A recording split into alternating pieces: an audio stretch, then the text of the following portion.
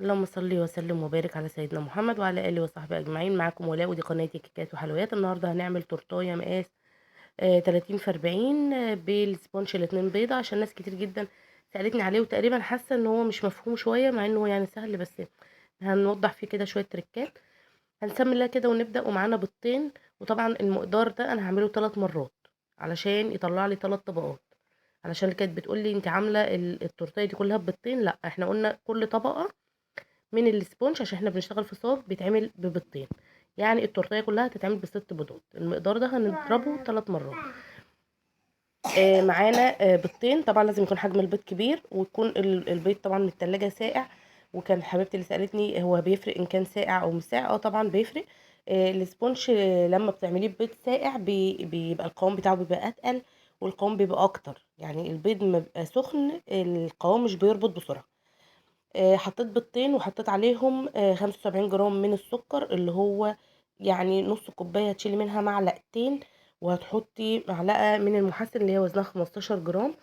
يعني معلقة الأكل، بس مش مليانة قوي، مش هرمية.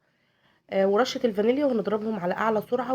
ولازم ما اضيفش المية غير في مرحلة لما الفوم عندي يعلى ويبيض ويفتح. لو لونه أصفر زي ما هو هيطلع لك السبونج مكتوم. عشان الناس اللي كانت بتسأل ليه السبونج بيطلع مكتوم، اكيد انت بتضيف المية وهو لسه ما فتحش اللون وبيض. اول ما بيعلى كده في العجان معايا وبيبيض ببتدي اضيف المية قد ايه وزنها. المية وزنها 100 جرام، اللي هو نص كوباية. وببتدي اضيف الدقيق. طبعا بوطي العجان واضيف الدقيق اللي عندي 100 190 جرام و10 جرام بيكنج باودر، يعني الاتنين مجموعهم على الميزان 200 جرام. ببتدي اوطي العجان وبشغل الفرن دي على في المرحله دي على درجه حراره 200. انا الفرن بتاعتي كهرباء، فبشغل فوق وتحت. لو انتي الفرن بتاعتك غاز هتشغلي من تحت بس، وهتحطي طبق كده في القاع، ولازم الفرن تبقى سخنه من قبلها. زي ما انتم شايفين كده القوام تقيل ومتماسك. وانا عملت الاسبونج ده 3 مرات. وطبعا الصاج اللي بشتغل فيه 25 في 27. اول ما بردوا طبعا انا عملت 3 سجان. هبتدي طبعا اضرب الكريمه بتاعتي. انا بضرب 50 جرام في 50 جرام. التورتايه خدت مني 100 جرام في الحشوات يعني من جوه. وحوالي 100 جرام تقفيل. تمام، يعني التورتايه دي واخده مني 200 جرام من الكريمه.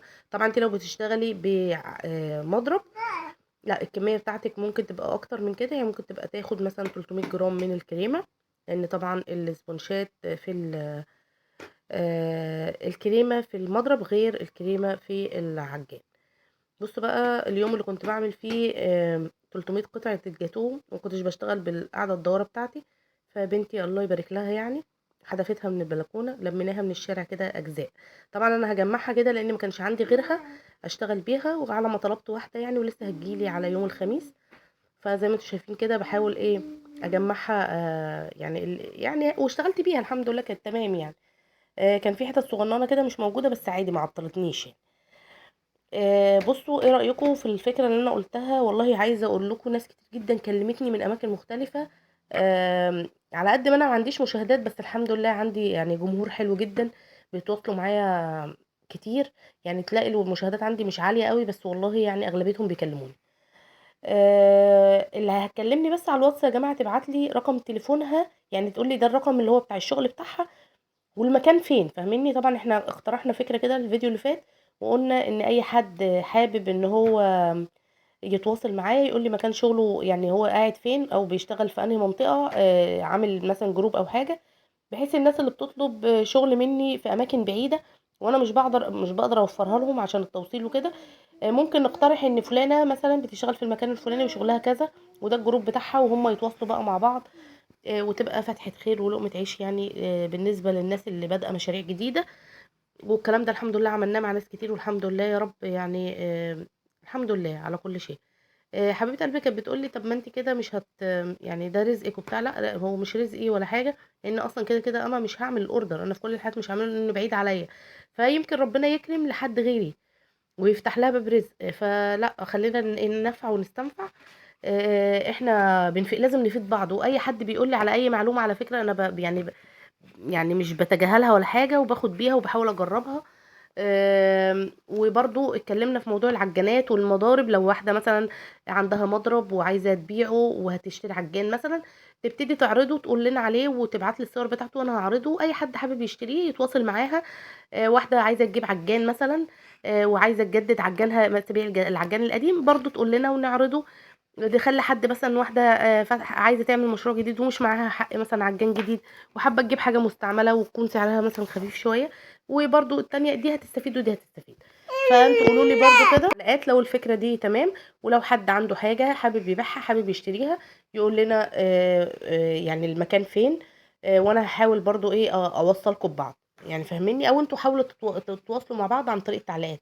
اللي حابه تتواصل معايا على الواتس وتسيب لي رقم تليفونها لو حاجه عايزه تبيعها، وانا هعرضها لها عندي، وربنا يجعلها فتحه خير عليا وعليكم يا رب.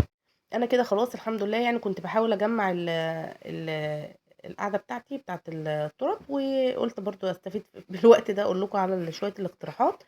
برضو عايزه اقول على حاجه، حبيبتي اللي كانت بتقولي انت ليه مش بتضيفي المكونات كلها على بعض. لو ضفت المكونات كلها على بعض بتطلع لي الكميه اقل. فانا حابه ان الكميه تبقى ماليه الصاج للاخر، فعشان كده بعمل بطريقه الفصل. لكن عادي لو عايزه احط المكونات كلها على بعض، بس هتفرق في الكميه مش هتفرق في حاجه تانية، لكن هو الاسبونج هيطلع هو بنفس المكونات. كانت بتقولي المحسن حطيته تحت التلاجة وباظ. ممكن يكون المعلقه اللي انت اشتغلتي بيها كان فيها ميه، او الغطا مثلا عرق او حاجه وفجيه ميه في الاسبونشات في المحسن، فانت هتشيلي الاجزاء البيضه وتشتغلي بالشفاف بس، وما فيهوش اي مشكله. بس خلي بالك يعني دايما المعلقه تبقى نظيفه. انا حطيت كريمه كده دافيه كده، خلاص احنا كنا دخلناها التلاجة ترتاح شويه وطلعناها زي ما انتوا شفتوا، غطيتها بالكريمه وابتديت اجلسها كده. وطبعا جلسنا مع بعض تورت كتير جدا من المقاس ده. ولو انت عايزه تعملي نفس المقدار بالظبط في صينيه اللي هي الاكبر مقاس عندك، هتعملي بقى اللي هو 3 بيضات و300 جرام من الدقيق على البيكنج باودر، اللي هي الطريقه العاديه اللي احنا يعني قايلين عليها. بس هتعملي المقدار مرتين، بدل ما تعملي 3 في 3 سجان هتعملي المقدار ده مرتين. ولو عايزه تعمليها نص ونص، طبعا النص التاني هتحطي عليه معلقتين من الكاكاو لو انت حابه تعملي في صينيه. زي ما انتم شايفين كده خلاص. انا برضو عملت دريبات كده من الشوكولاته، وهبتدي اعمل روزيتات. بصوا هي كانت طالبه ان الروزيتا تبقى واحده يمين كده والتانيه شمال، فاهميني؟ يعني هي مش ايه، حابه ان هم يبقوا زي ما تقول عكس بعض يعني، صاحبه التورتيه يعني. فانا عملتها لها كده وحددت كده في النص برضو المكان اللي انا هشتغل فيه. وبرضو بقيت اجيب ايه روزيتا يمين وروزيتا شمال، يعني عند اخر حرف الروزيتا بعوج ايديا يمين، وعند اخر حرف الروزيتا بعوجها شمال، فاهمني؟ علشان تديني الشكل ده. وهحزم كده التورتيه من تحت، وبعد كده هبتدي اشتغل بقى في الجناش. حبيبه قلبي كانت بتقولي الدبان عندك كتير جدا، والله عايزه اقول لك ان انا يعني منظفه المكان حلو جدا، بس انا فعلا بشتغل في مكان في اوضه يعني، والشباك بتاعها بيفتح على زرع. يعني احنا الكومباوند او المدينه اللي احنا ساكنين فيها اسمها مدينه الابطال، مدينه مقفوله على بعضها كده، وكل الاماكن فيها زرع كتير جدا. فانا المكان اللي انا فيه الشباك بتاعي ده تحتيه جنينه كبيره جدا. هتلاقي بقى ايه ما شاء الله الناموس، وهتلاقي النحل كتير جدا، وهتلاقي الدبان كتير جدا.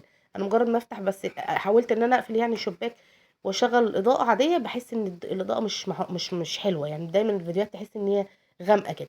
فعشان كده هي نور ربنا بصراحة بيخلي الإضاءة حلوة جدا. فأنا مش عارفة بصراحة أعمل إيه، وطبعا مش بقدر أرش حاجة لأن ده المكان ده فيه كل حاجة الشغل، فما بقدرش أرش أي حاجة. أنا بس مجرد ما بمسح، والترابيزة دي بمسحها بمية بكلور. بس والله أنا مش عارفة أعمل إيه في موضوع الدبان، فسامحوني، بس على قد ما بقدر يعني بحاول أنضف يعني. طبعا حطينا هنا جناش من الشوكولاته السودا في النص، وهنا على الجنب ده حطيت جناش ابيض. وطبعا الجناش الابيض بنعمله بنفس طريقه الجناش الشوكولاته الغامقه بالظبط، بس بنزود طبعا معلقتين من الجيلو الشفاف عشان يديله تقل كده ولمعه.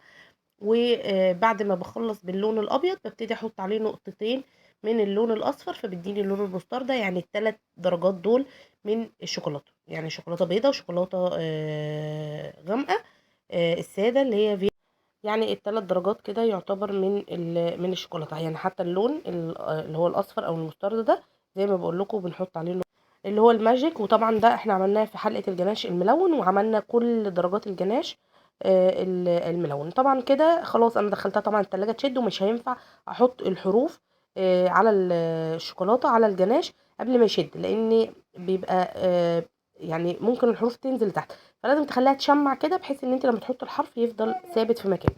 وطبعا انتوا عارفين الحروف بنديها قالب سيليكون بيبقى مكتوب فيه الحروف، وبنصب فيه الشوكولاته بعد ما نسيحها على بخار من الميه، وبندخلها التلاجة الفريزر تشد شويه، وبعد كده بطلع الحروف بقلبها كده تطلع معايا، وبديها لمعه كده من الضغط وخلاص. يعني هي ما فيهاش اي فكره.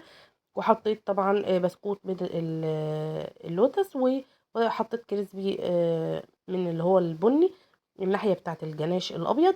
ووزعت كريسبي كده لونه كان أبيض، وأنا بحط له معلقة من الدست كده عشان يديله الدرجة اللي هي الايه الذهبي دي.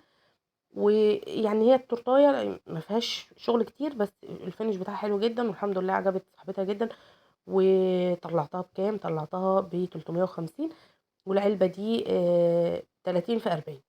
يعني انا بجيب العلبة والقعدة 30 في 40. ويا رب الفيديو بتاعي يكون عجبكم واستفدتوا منه. ما تنسوش في اللايك.